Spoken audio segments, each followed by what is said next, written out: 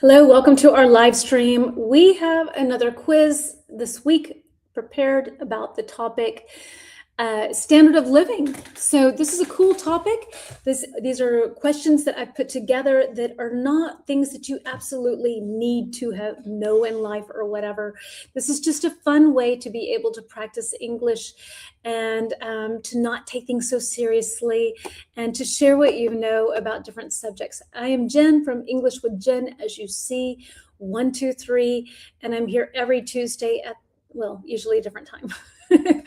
But yeah, so I'm here every week, usually with a quiz with a different topic every week. Tomorrow, I will offer a full conversation lesson. I'm hoping that we can go live outside. We're in this really beautiful Airbnb in Cape Town, but there's construction going on to the left, in front of us, and to the right of us. So it's really noisy right now, and I didn't want to take you outside because that would just give us all a headache. But maybe tomorrow it will be better, and we will be able to go outside then and have a lesson. If not, maybe the following week. Hello, Yuki. Hello, Mohammed. Welcome, welcome, and to others who have joined already. I will go ahead and pull up our question. I'm sorry about the inconvenience with the times today. There's a time difference. We're an hour different than we are in Germany, and I kind of mixed that up, and Peter made a reservation and we couldn't cancel it. So thank you everyone for your flexibility. Hello, Yelena. Hello, Kaluna. So yeah, welcome back. It's nice to have everybody around again. I missed you all. It's sad, but true. Hello, Nata, darling. Happy Chinese New Year. Very cool. All right, so let's see. Let's go on, and here we go. Mega says, and I don't mean that it's sad that I miss you. It just is like, I don't know. I was like, I have to get back to all of you. So yeah, I feel sort of like, yeah. Anyway, all right, mega cities. Alessio, here we go. Mega cities are home to about 8% of the world's population. How many people must a city have how many people must a city have to be called a mega city? Hello, Lorena. Hello, Alessio. Thank you. I'm glad everyone's back. Our little community is back together again. It's wonderful having you all here. So is it A, cities with at least 1 million people, B, cities with at least 5 million people, C, cities with at least 10 million people, or D, cities with at least 20 million? What is a megacity? What can you tell me? How many people must a city have to get the title mega? You need a mega city. Okay, let's see who's going with C, at least 10 million. Yuki's got a C. Kaluna's like A, huh? Maybe. So Mohammed D, thank you. Happy Chinese New Year. I'm riding the metro in Shanghai. I got 2 more stations and I need to exit. Oh, I cannot wait to see your photos. Very cool. And have a wonderful celebration. Yelena says D, 10, at least 20. Okay, so for those of you who guessed C, you are correct. Cities with at least 10 million people are considered actually megacities. So I don't know, does anyone live in a city with more than 10 million people? Do we have a city in Europe actually with more than 10 million people? I'm curious, actually. I don't think so. I can't imagine. Does anyone live in a mega city? I don't, definitely not. I think Hamburg has like 2 million or something like that. Are there mega cities in, not citywide, cities in Europe? Maybe somebody knows this answer, not euros. Europe. Okay, let's see what the answer is. And just as another sort of breakdown, because I find it always interesting. Hello, Karina, dear. I missed my classes. I've missed you all so much as well. Europe. Istanbul. Okay, so Mohammed, you're in a mega city. How many people live in your city? So Istanbul has 15 to 16. Moscow has 13. London has 14 to 15. Paris has 11 to 12. I would not have, Alessia, I'm with you. I would have totally thought no mega cities in Europe, but we're wrong.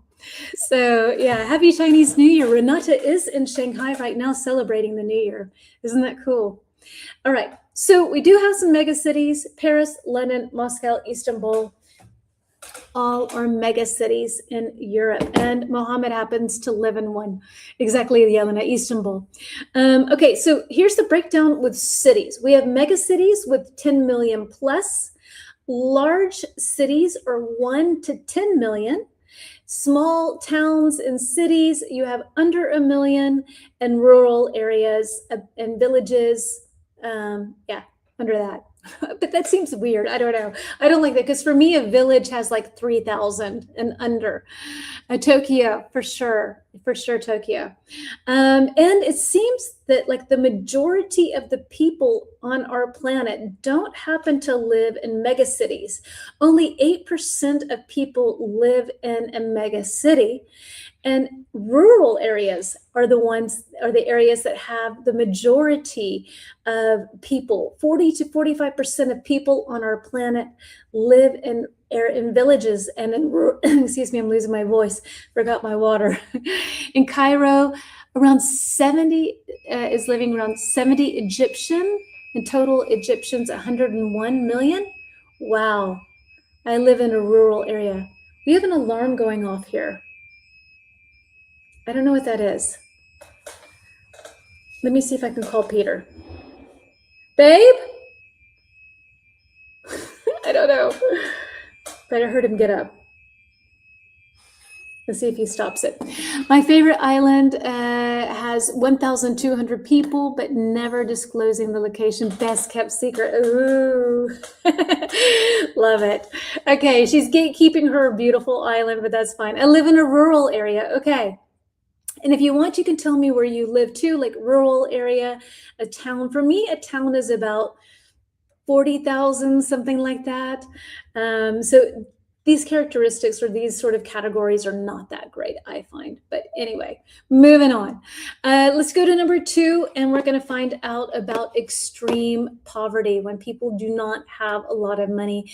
So when we talk about the standard of living, that is absolutely something that we need to address. Poverty. And here we go. All right. A seaside village. Nice. Oh, Gracie, that's wonderful. Okay. So what percentage of the world's population, population lives in extreme poverty below $2.15 a day? Okay. Is it 5%, 9%, 15%, or 20%? What can you tell me? My village is less than 10,000. Okay. And I guess Tokyo is probably the biggest city in Japan, I would imagine. So what can you tell me?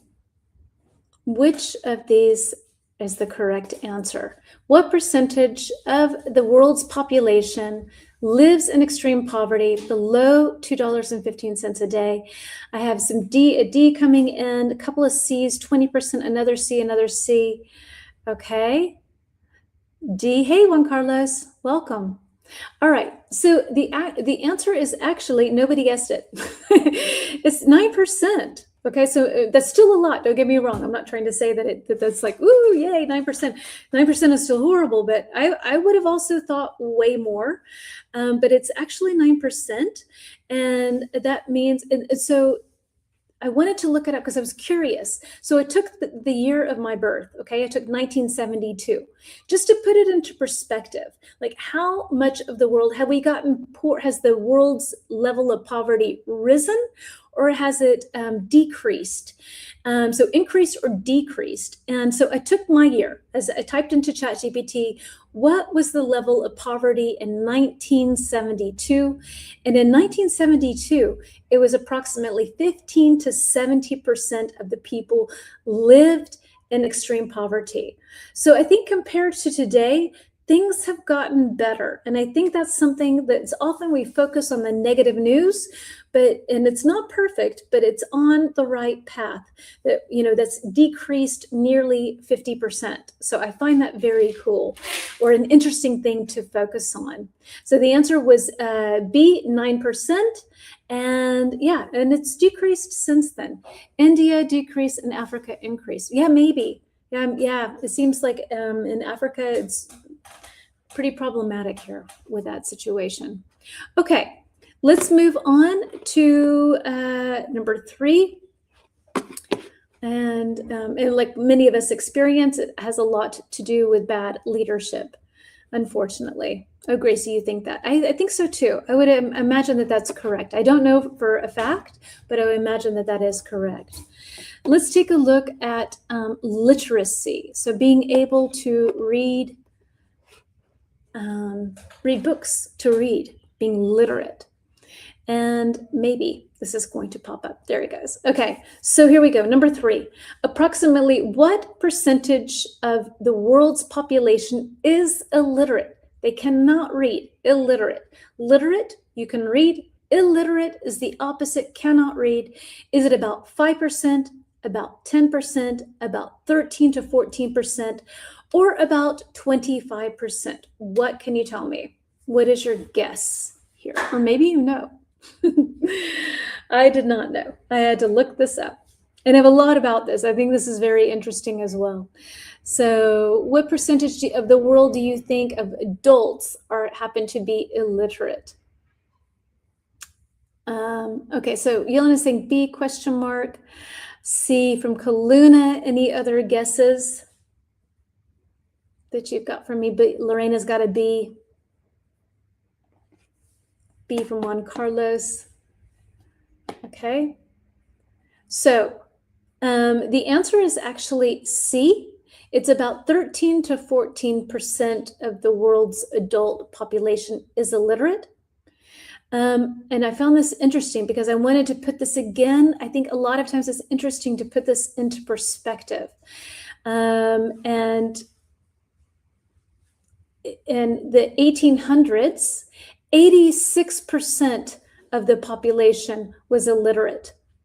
So only about 12% of the population in the 1800s could read. I found that really fascinating.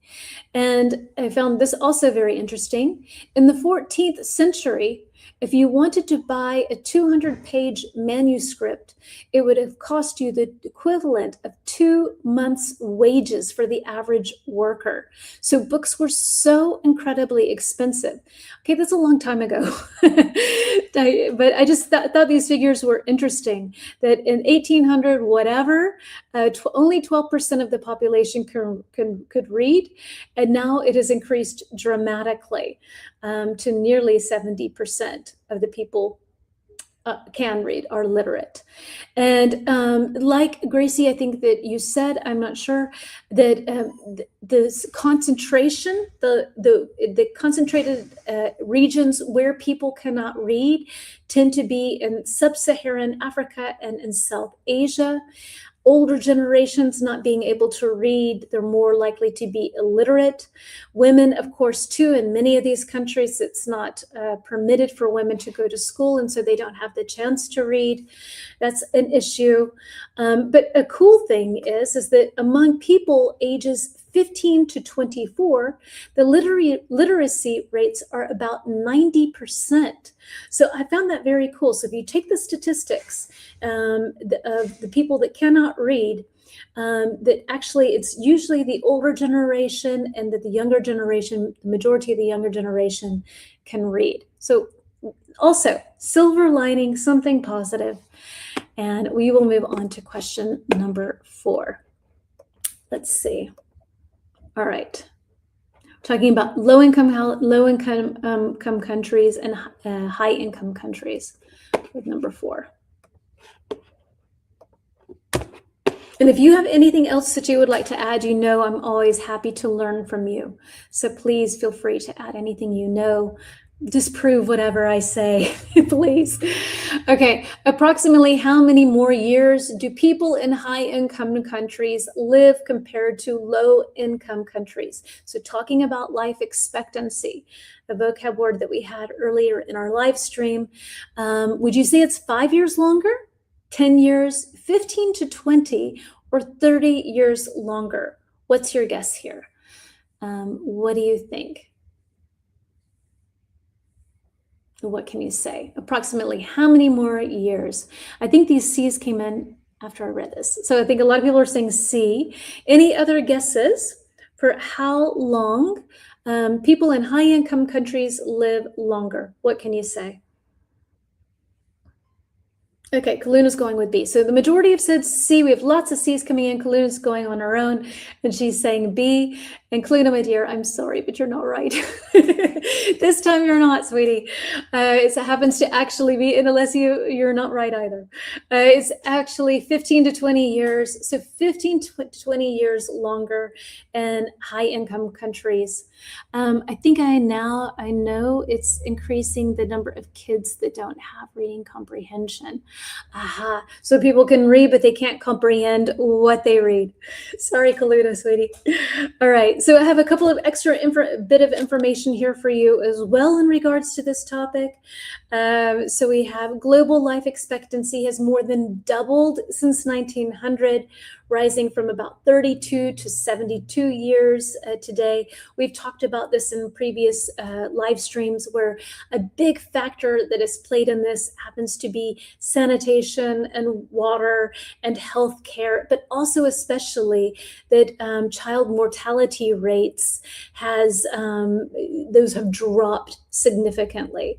So yeah, that is a big gap. Yeah, 15 to 20 years in higher income countries. And women, like we said, typically live longer. It's usually about 4 to 6 years longer than men. So yeah, finally something good. No, I'm kidding.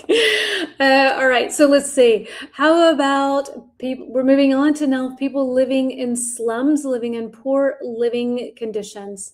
So standard of living, here we go.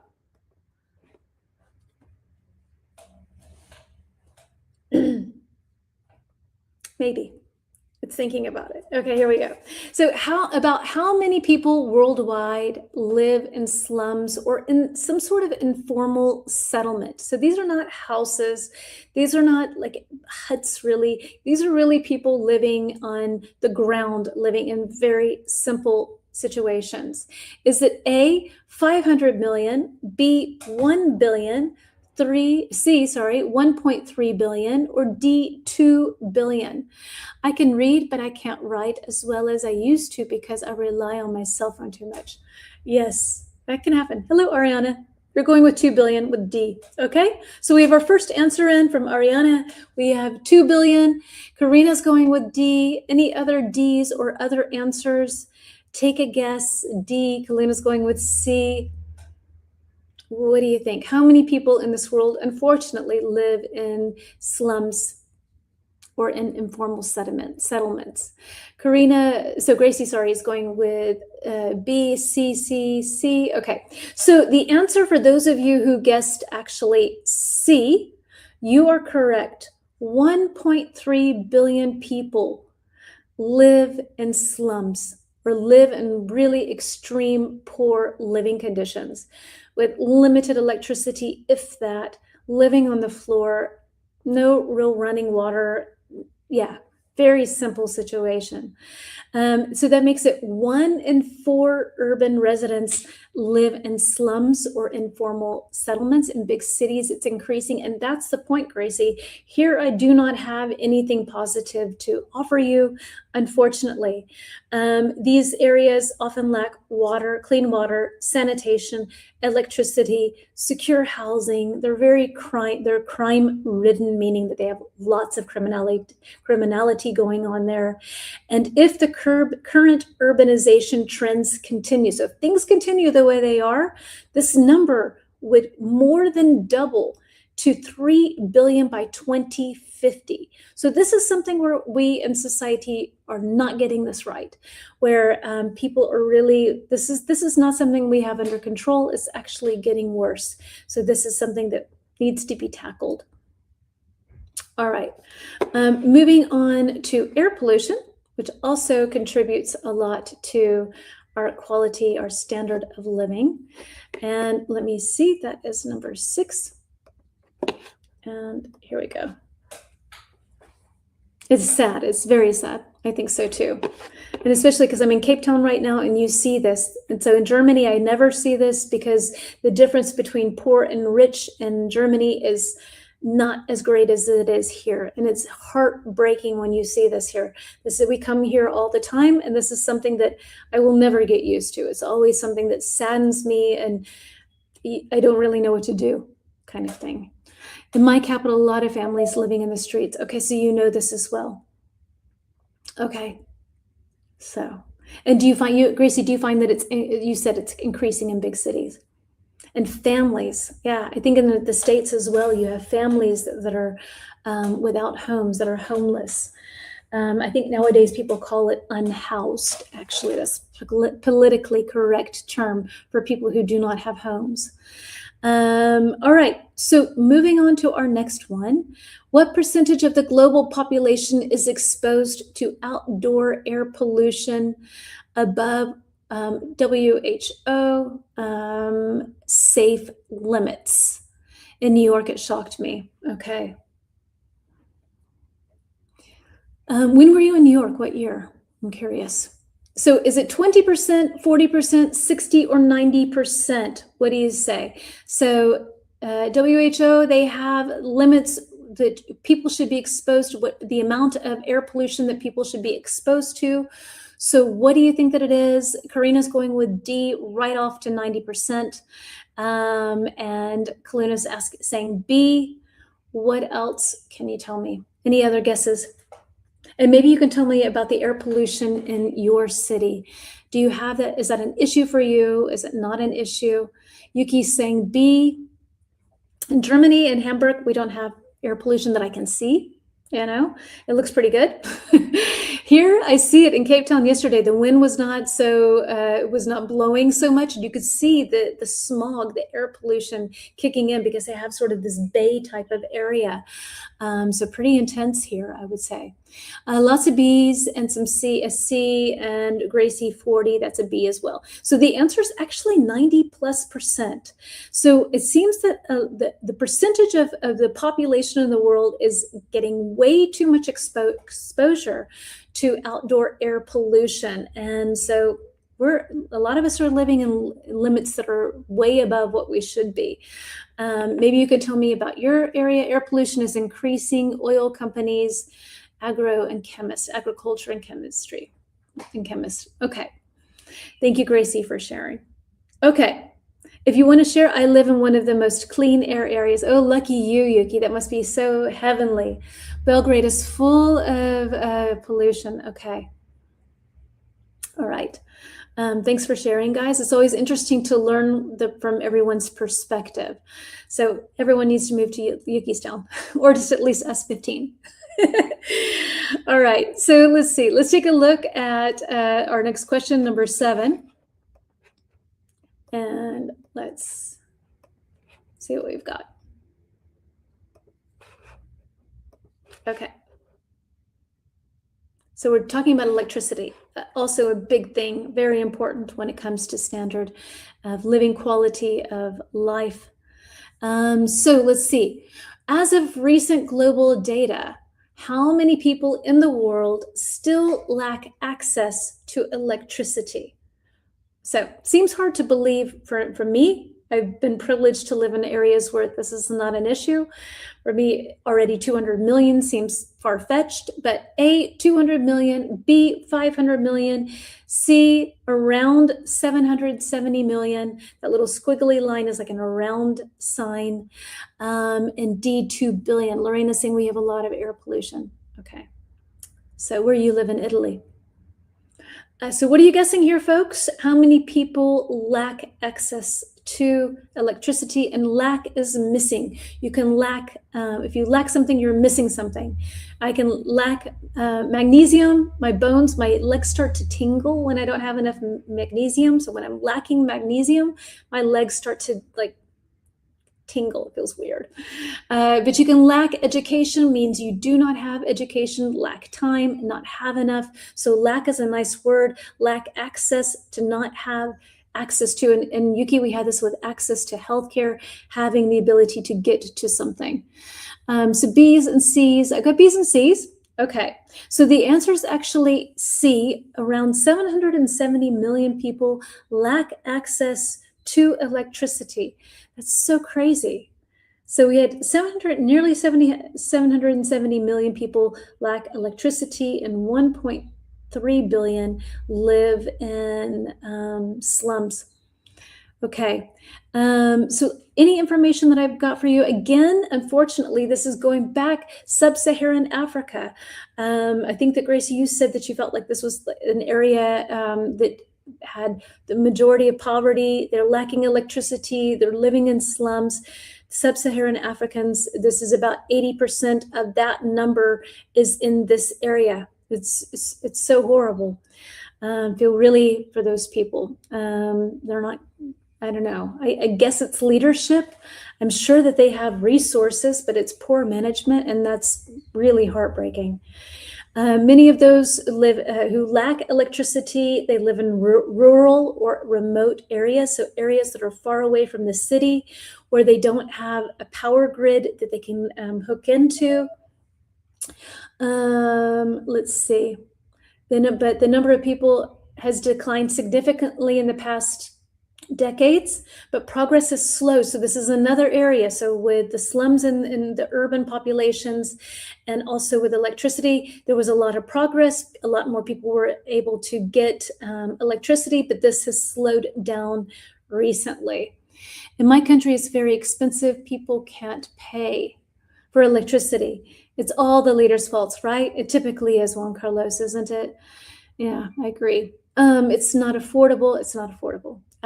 Okay. Okay. So, all right. Let's see. Moving on to number 8, and we're moving on to the lowest unemployment rates in the world. This is kind of interesting too. All right. So let's see. The lowest unemployment rates in the world. Maybe you know what your unemployment rate is. The unemployment rate is in your country. If you do, you can share it. If not, no stress, no worries. It just as an extra little talking point. A lot of, I'm not sure what that is. Sorry, Gracie. Your autocorrect is cracking up today. So let's see. All right, here we go. Which country currently has one of the lowest unemployment rates in the world at 0.2%? I mean, seriously. Which country is it? Is it Qatar, Cambodia, Switzerland, or Japan? What are you going with? So what do you think the answer is? Yelena's going with C, Switzerland. Any other guesses?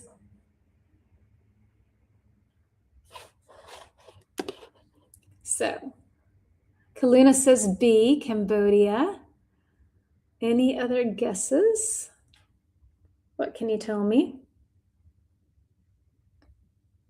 Lorena's going with C, so another one for Switzerland. Switzerland and Cambodia so far. Karina, Yuki C's with Switzerland. So Yuki, if Yuki didn't guess D, so let's go with nobody should guess D.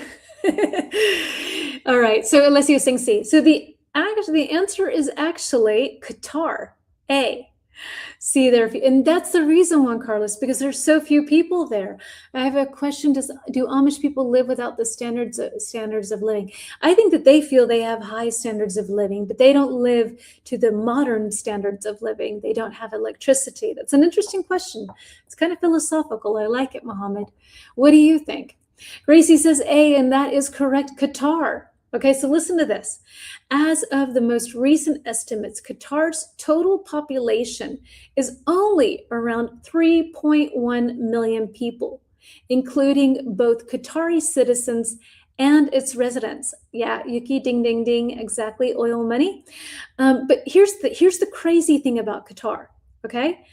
Of that total, excuse me, of about 3.1 million people, only 360,000 people are actually Qatari nationals. That means that 2.76 million people are expatriates. So the majority of the people that are actually Qataris in Qatar are infinitely lower than the number of people that are expats. And they only allow those people to come in with a job. So they have like a job permit. They have a job residency. So Qatar is the right answer. Many young people of my country moved to Qatar. Really? Okay. What are they doing there? We might fly out of Qatar again. We did that last year as well. And I'm curious to see what it's like when it's not Ramadan. So we might do that. So I'll take you on that trip with me if we do that. But I just find that fascinating. So in simple terms, Qatar has 3.1 million residents. Most of them, 9 out of every 10, is an expat, and they come there with a job. That's it. You don't get into that country unless you have a job, or you're a tourist, or a Qatari. So nobody's getting in there and not working. So I find that fascinating. All right, so let's see. Moving on now to another not so nice topic, talking about they work as PE. What is PE? Physical education at gyms. Ah, okay. So do you mean like physical, like they work at, like physical therapist, or they work that they do some physical education? So for me, physical education is gym. That's like when you go and you in school you have PE, you have physical education. But you mean they work at like fitness studios or so? I'm not sure. Please help me out. All right. Smart system. We're afraid of immigrants now. Yeah, it's true. That's interesting. Most countries are afraid of immigrants, but I think that they do it in a very controlled way, very controlled. So it's not just someone coming in and they can do whatever. They are really, there are cameras really everywhere. It was a little scary, I have to say. Interesting. Yoga instructors, personal trainers. Okay, got it. Okay. All right, interesting. That's so random. Okay, I don't know. So physical, so they do work as sports trainers and stuff like that. Okay, interesting. Why not? So here we go. We have famine. Okay, serious topic here. Air hostess. Okay. So famine is a severe lack of food that affects many people and can cause hunger and death. Which of these famines killed the most people? Was it A, the Irish potato famine, B, the Ethiopian famine, C, the Great Chinese famine, or D, the Bengal famine? Which of these do you feel or do you think actually caused the most deaths? So talking about standard of living, having enough food, being able to support ourselves, with food, which is one of the necessities of life. So which one do you think is the correct answer? Which one of these famines killed the most people?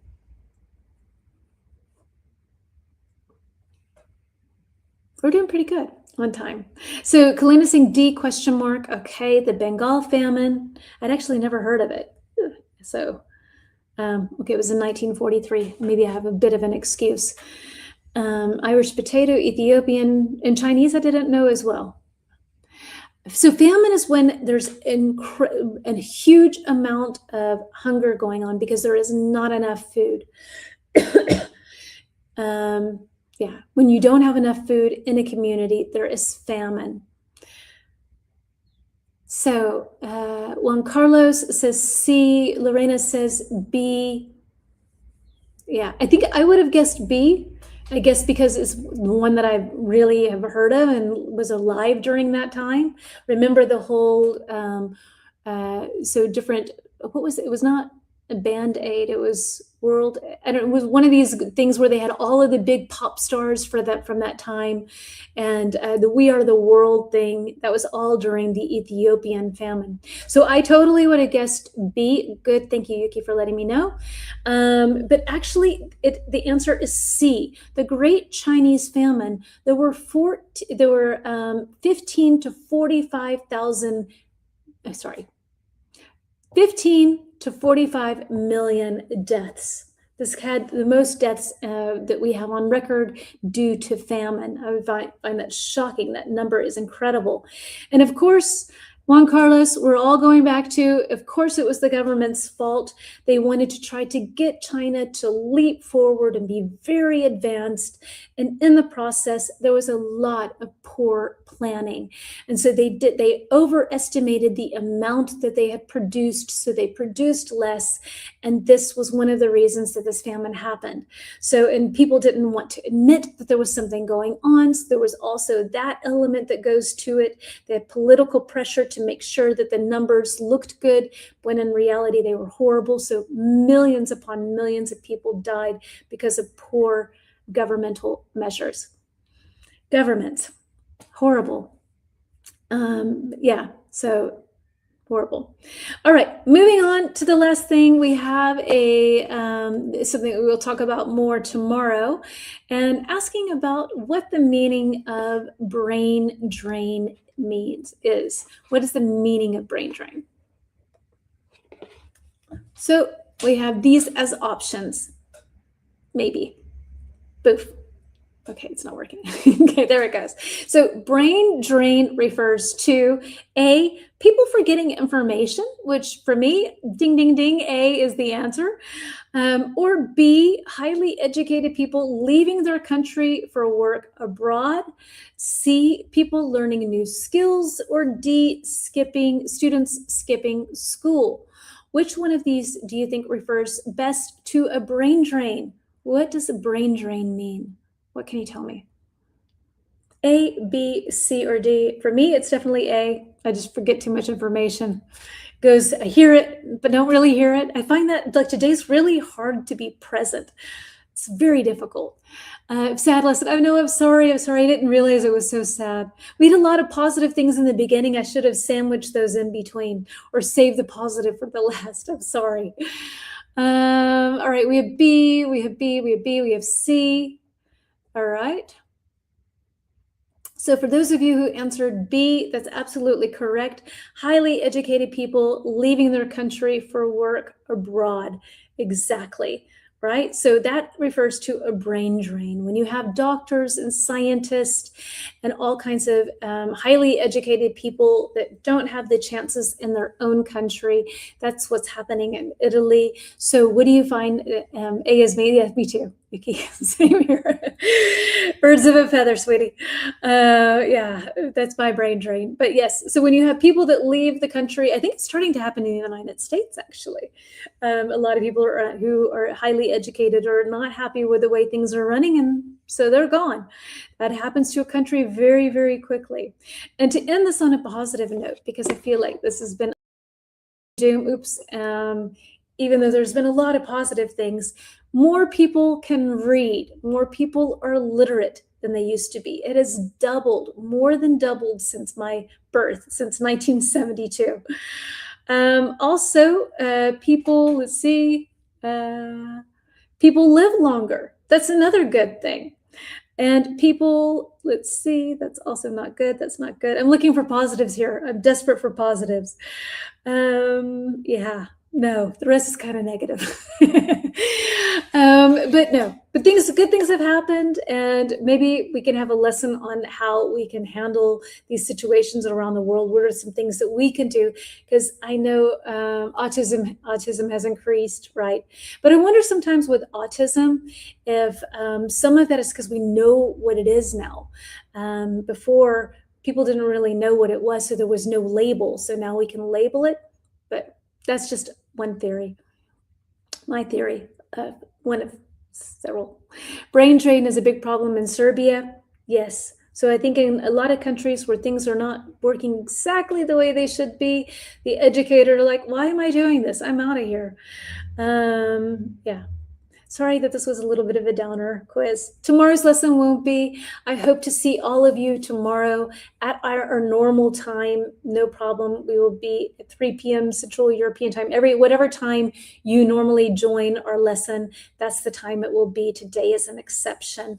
Thank you all for coming back and joining me. It's wonderful to have our little community again. I missed you all, like I said, and happy to have you back. My daughters are working abroad. One works in ISDIN, I don't know what that is, in Spain, and the other in Puma, Chile. In Argentina too, I realized I should appreciate my life more through this lesson. That's a positive. Yeah, it's true. It's really true. It's like, yeah. And the more you travel and you see how people live, and you're like, a lot of us have it really, really good. And it seems so unfair because it's just a matter of where you happen to be born. Lots of doctors leave the country. Okay, in Argentina.